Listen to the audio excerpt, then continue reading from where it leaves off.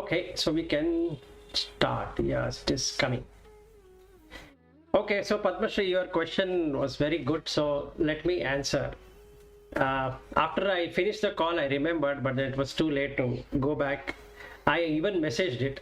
I don't know whether you saw it or not. I did not respond to what did I find, but then I immediately got that. So thing is, if I put a value to that, okay, then the question comes, should I donate, shouldn't I donate, which is again a mind. And then how much to donate, or should I give everything or not give everything. So this would be the challenge of the mind. So if I don't have any value to it, let's say mind doesn't, or mind is devoid of that value. Just like, as an example, if I could give, is that I think none of us remember right now at this point how much money we have in the bank. You need to log into that whatever bank account, and then only you will see the number. Otherwise you might still know something, but it's not exactly how much you are having right at this point in time. And even sometimes we don't even remember anything about it because we are engrossed in something else. So the how much is there in the bank or wherever, really we don't know. And that is how it is. So the value is not there. That's a fact. Only when the number comes in, then the value comes in. If the number doesn't come in, there's no value. So what I would do is, the other two beings who are there at my home right now, or three of us, whatever is required, we'll use it. And it's just like a water reservoir. So if somebody wants it, just give it. Don't put any number to it. That's what I'm going to do. So if somebody is in need, and it doesn't matter whether what that value would be, so I'm not going to evaluate how much that should be or how much that shouldn't be, or I'm not going to feel that whether the person is deserves that, or he or she doesn't deserve it, or whatever it is. So somebody wants it, just give the water. If you have more water, give that. If you don't have more water, keep it whatever way. It's just like a food. So eventually you will find that if we add value to it, to anything, the mind starts from there. And if there is no value, there is no mind. So this is what is my answer to your question on what you're going to do with the money. I don't know how far it was satisfying to you, but we can discuss. Okay. No, it was okay. For me, I just wanted to take the meaning. It is not about I want to really get interested in what you're going to do, because not attaching a value still is very theoretical. Meaning, so because you did not attach a value, what did you do? Meaning, that was what I wanted to find out. Nothing you do. You just don't attach value to anything. Except for consciousness, there is no other thing called as a value. So if you can stay in consciousness, it takes care of itself. Right. So that's what is my answer to it. Okay, so any comment from Bhatt and Lata on this? I don't have. Okay, no worries. No, I also don't have. Okay, so let's go to intellect. So before we move to intellect, that was a question about the mind. So what is mind is that which can feel and which can perceive. So mind does two things. Using the consciousness, because it is part of the consciousness, so it perceives and it feels. So the number or whatever, or the relationship, everything is feeling, and it perceives that, and that creates a reality out of that, which is what is called as Jagat, and that Jagat is experienced during the day or during the Jagrata Avastha. And in the Swapna, it doesn't have anything to do with the five senses, but it will create a sense of itself called the sixth sense. So it plays around with it. And in the deep sleep, mind doesn't have anything to perceive or anything to feel, and hence there is somewhat sleepiness because there are no senses, there is nothing to sense. Even that sixth sense is sleeping. Okay, now we come to understand what is this intellect, which is also part of the mind. So when we say it can perceive, perception requires intellect. So we are coming into this intellect thing. So buddhihi buddhi indriyaihi sartham savrittihi kartu lakshanaha vijnanamaya koshaha syat pumsaha samsara karanam. So intellect along with the organs of perception, it can perceive. Together with it is special thought modification. Sardham savrittim. Vritti is to modify. Kartru lakshanaha. The root idea that I am the doer. So whenever I feel I have a duty, I am duty bound. What it means is that I am an intellectual person. Meaning I have that awareness that I need to do something. So I will call it as a call of a duty, or we do this, we do that, and all of that vritti modification. And ultimately becomes I am the doer, because the ego gets created along with the intellect. And these I am the doer, or the habitual pattern of duty bound, is called as intellect. Vijnanamaya koshaha syat pumsaha samsara karanam. Now, as long as there exists I am the doer, there is no liberation. Because that is what bondage is all about. So the bondage starts from intellect. So that's the starting point. And we are bound because of Anandamaya Kosha. So when we go there, we will see that. But presently, let's take the intellect as the cause for mind to get fixed, because it feels. So when it feels, it takes prana as an object. So when the prana comes, it has to come through the food. So all the four are now connected. This is of verse number 184. So if you don't have any question here, I can go to 185. This one answers how the intellect gets this idea of I am the doer. Yes, but go ahead. See, this buddhi, it is an instrument, right? It is same for all, any human being. It's called buddhi. Correct. And okay, in some people it will be very sharp intellect. Some people may be dull. Correct. But it is buddhi, instrument. Correct. So when you have jnanendriyas, when you receive all the information, and along with the past memory, plus this received information, then the decision maker is this buddhi. Correct. Correct? Hmm. So because of buddhi only, all this samsara is happening. Correct. If you don't have buddhi, just for, just to keep some thinking that currently there is no buddhi. When there is no buddhi, can I say that there is no samsara? No, even then there is samsara. Because he is not using intellect at all. Vijnanamaya kosha is missing. No, Vijnanamaya Kosha will not be missing, it will be in tamasic. You shouldn't forget the three gunas. Okay. I got it. Buddhi vihinaha pashu samanaha. That means, tamasi parutti. Correct. So, because what he is doing is unknown to him. yes. So you can't say that he is a liberated individual.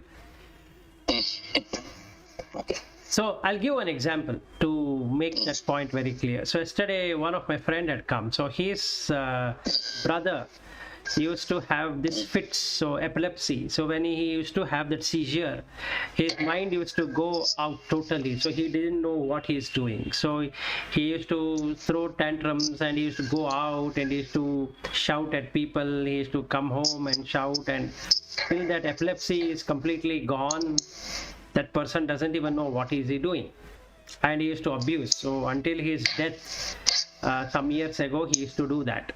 And this person has struggled or got victimized by his brother because he couldn't do anything, and because he's supposed to take care of his brother because his father had died.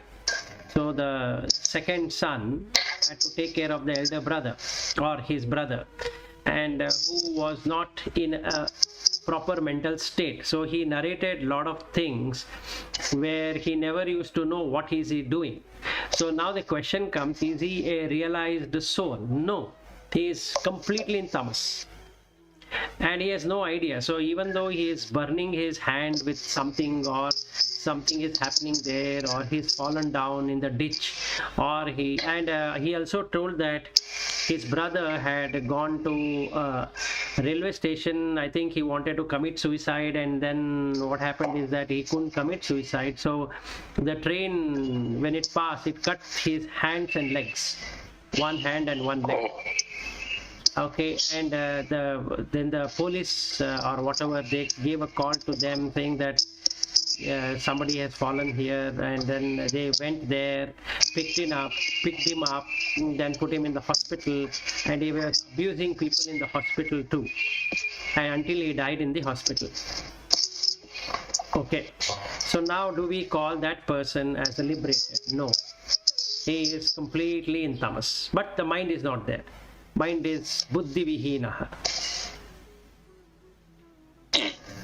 So the mind is completely deluded. The feeling faculty is only alive, but the thinking faculty, the perceiving faculty is not working.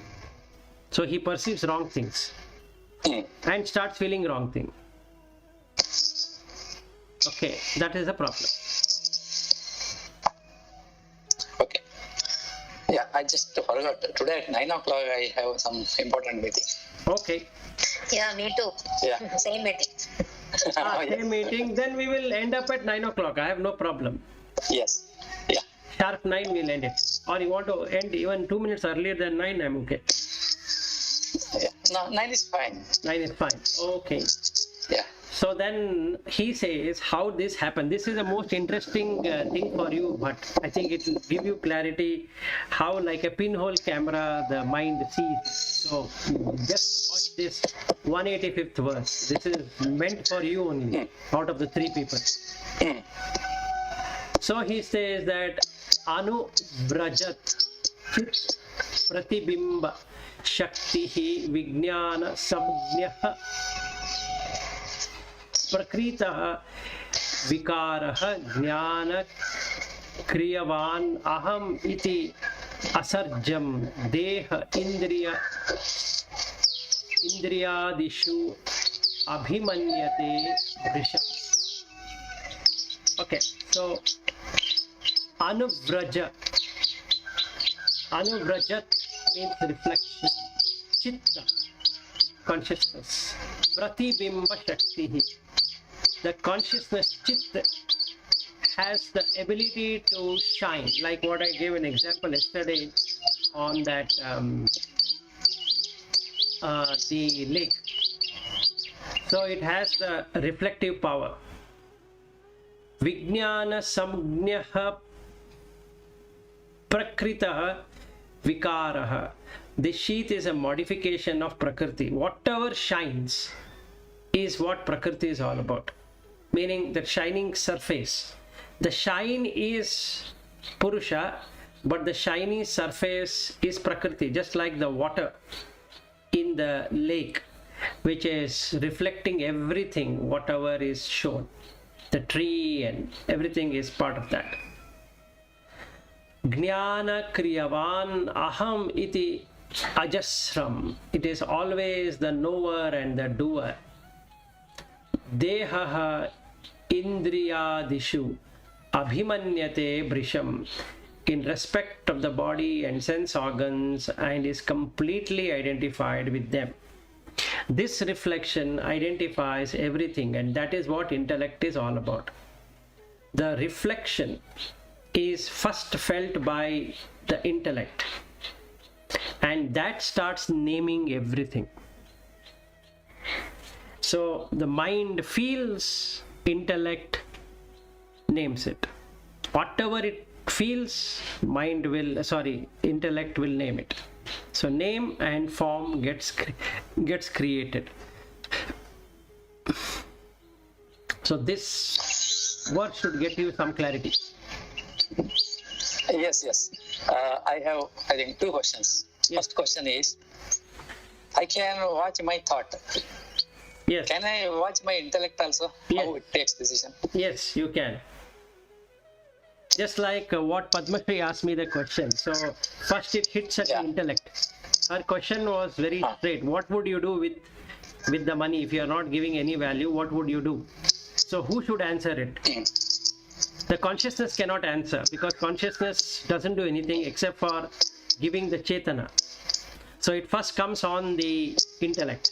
So intellect has a discriminative power. It can discriminate between real and unreal. That's where the Viveka starts. So if I am a aviveki, Ego is also coming out of intellect. Ego is the reflection of intellect. See, a person whom we call egoistic is a person who feels I am very smart. Correct? Yes. And that smartness is coming from where? Intellect. And then Nama and Rupa, when you have two things. The moment it is Nama and Rupa, it is unreal. Yes, it is and unreal. when it is unreal, that Nama and Rupa, that decision also coming out of intellect only. Yes. Intellect only says it is real, but after a lot of study, it says it's unreal, right? Yes, so you have to remove the thorn through the thorn. So you first have to sharpen the intellect to see what really it is. That is where we are doing this. So the function of intellect is to take decision based on the available information. Yes. That means if you have enough information about spirituality, it takes a decision that it is unreal. Correct. If you don't have, you're in ignorance, intellect will take a decision that it is real. Yes, that is correct. Okay. So, and I think that's all from me. yeah, sure. And the mind feels it. Whatever is felt by the intellect, the mind feels that as real. If the Jnana Indriya gives some information, it is fed to the intellect, and the intellect decides what it is. What is this object? Oh, it's a brother. So mind feels the brother. If that person is enemy, mind feels the enemy. Okay, all that what is done through the intellect only. 1 minute. See, I have a person in front of me. Yes. And he may be enemy or he may be my friend. Correct.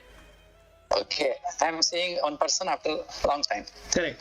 During that time, immediately when he introduces, my intellect will start searching what is he, right? Correct. The idea is, yeah. And then because based on that only my feelings will come. Correct. He is speaking my language, some feeling. If he is from India, another feeling. If he is eating similar food, one more feeling. If he is working same my company, wow feeling, like that. Yes. That is so the feeling comes from the mind, and intellect decides. After that's only feeling comes, right? Yes. After intellect. Yes. So after the perception only there comes the feeling. You first perceive. So yeah. So if we take mine and your example, the way I look or talk, it gave you a perception that I am from the South Canara region. Yes. That's your perception. So what was your feeling? Your feeling is that I might be from Udupi or Mangalore or some of that area, right? That's your feeling. Yeah, immediately I will modulate my speaking Speech. style according to that. Exactly. So Yes. if we both were to speak the same language, and then that becomes stronger and stronger. So your perception becomes stronger and stronger, and feeling becomes stronger and stronger. Suddenly, Yes. somebody from, like in the case of Maunish, when we met, and I started speaking his language, and you are surprised. Right, because you never felt that I am from North Karnataka. So that means it is a wrong perception. So it is surprise. The surprise is happening in intellect and shown in where? Ego. So your ego will say, how did you wrongly interpret? And the trouble here is you have to modify the mind now. So in your mind, now you have to remove that South Canara and make it as North Karnataka. Okay, this is where the problem is. Because now the intellect wants to put it in a box. It wants to categorize. Whereas Manas, like in the Manomaya Kosha, it only feels. Anything you give, it feels. It feels it. It has complete feeling. Okay. So like that, these two will be working between the Manomaya Kosha and the Vijnanamaya Kosha. Yeah, one more question. Sharpening the intellect means what? Sharpening. Is it see, I have a lot of information. I process information for my materialistic benefit. Is it a sharpened intellect? No, the sharpened intellect here is like this. When I would like to sharpen, I am going to look at the reality. What is real and what is unreal? Nitya, Anitya. That is the sharpening of intellect. None of the name and form. We call some people. We call people, especially the great people, that they're one is a great personality because of their ability to take decision. Right. They're leaders. That's what we call. Correct. What is the ability to take decisions? And all these leaders, their decision, what we have seen is the leaders, because there are so many followers to them. Correct. Number of people. Correct. Because of their ideology. Correct. It can be political, it can be spiritual, or anywhere. Correct. So that is sharpened intellect. That is what we generally say. Correct.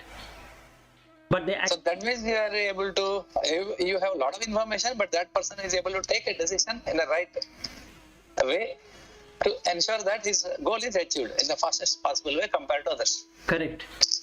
True.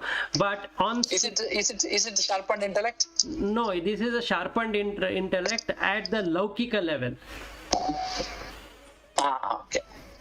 Whereas Alaukika level is to able to demonstrate what is Nitya and what is Anitya. That is That is clear. Viveka. If you have that Viveka, you have to use intellect for Viveka. Yes. yeah, that is the sharpened intellect as far as the spirituality goes. Yeah, you have answered. I think that is Laukika. Yeah, that is Laukika. So we are not discussing anything about Laukika here in this. Yes, we are not. Shankaracharyas, yeah. Yeah, Shankaracharya always goes back to the Viveka and Vairagya. Yes. Vairagya. Because this is Shat Sampatti, right? This is one of the very important items. And Vairagya comes when you have sharpened the intellect. Correct. Otherwise, it will That not means be. your end goal of moksha, you are sharpening, so you will achieve the moksha quickly. To do that, what he did, Bhatt, is that he brought in a very nice, strange word called as mumukshatva. Mumuksha. Aksha is eyes. Mumuksha is to penetrate. Mumukshatva means one who has penetrated. So what has he penetrated? He has penetrated into reality, which shows that there is nothing, shunya, in loka. Loka is a projection. There is nothing there. So Yes. he came to a conclusion that Jagat is mithya. It doesn't have any essence. Without Brahman, there is no essence called as Jagat. And they are not independent, they are dependent. The Jagat is dependent on Brahman. It is not independent of Brahman. And that is what his finding was. On the stark contrast, Madhvacharya said Jagat Satya, Brahman Satya. They are independent. If Brahman is also not there, Jagat will continue. Okay, so these are the two philosophies. Dvaita is real. Here, Advaita is real. Yeah, in both the common thing is we can experience both. You can experience both. So How do we interpret it like that? How do we interpret that? Because it is said that Jagat Satya, Brahman Satya. That Jagat is independent of Brahman. How do we interpret that? no, if you look at it, if you look at the Taratamya, 5 things, it shows that the Jagat is independent of Brahman. And he has proven that correctly. So there is nothing to argue that it is not there. I'm not doubting about Jagat being Satya, but it is independent of Brahman is something which is not able to get. Meaning that statement, see, I'm not talking about whether Jagat was Satya or not. Meaning it is correct. Both are correct, both are wrong, but I'm not doubting that. But how do See, you in this case, so if you Jagat Satya means it is Brahman independent. no, in the case of what we are doing today as Advaita, Brahman is the only Satya and Jagat is Mithya because Jagat is dependent on Brahman. So when we say Jagat is Satya and Brahman is also Satya, it means that They are Jagat, also Brahman is Narayana. There also Brahman is Narayana, and Narayana is also Satya, and we depend on Narayana to exist. correct. So I didn't understand this portion of how we have made the Jagat independent of Brahman just because we say Jagat is also Satya, and Good question. we in the sense I'm just asking as a question because I'm not able to correlate. No problem. I will tell you, but they wanted to quit at Okay, you can continue. No. You can continue, then I will No. We will take it up tomorrow. No, I think we will drop off. We can continue tomorrow. Yes. Okay. All right. Okay then. Okay then. Okay. Thank you. Bye. Bye. Okay.